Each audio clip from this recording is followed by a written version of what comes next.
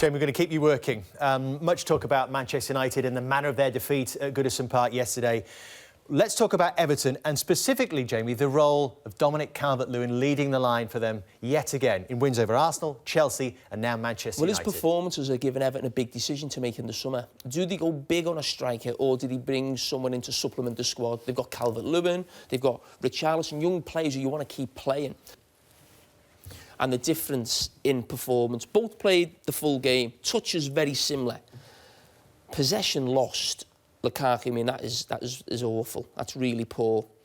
The sprints is not great compared to Calvert-Lewin, but I think we know watching Lukaku, he's never going to top that list, but it's still not great, and the distance covered. And the reason I'm comparing them is not just to sort of batter Lukaku's performance, as I said, I think it was awful, but Lukaku is a striker who scores goals. He's a great goal scorer. You can't, you know, his goal scoring record's great. Whereas Calvert-Lewin is a player who is giving you a lot more, but isn't giving you a massive amount of goals. And that, I think that's sometimes a debate for a manager.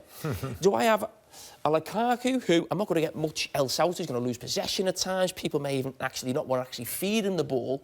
Or a Calvert-Lewin who maybe not score as much, but I'm going to get a lot more in performance. Now, I suppose as a manager, it's one or the other. That's something what do you think yourself there, Gus, in that position? I think right now in time, I think you need players like him. I think it's important that you have someone who can rely. You know he's going to hold the ball. You know that when you have to get out from the back, he's going to hold you and pass the ball safe. He's going to bully centre half.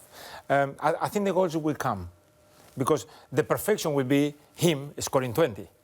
Now, we all know that if he scores 20 next season, it's not going to be Everton the season after, which is a problem. So, yeah, and to go and buy a player... trying to keep the Everton fans happy doing this. I just ruined it.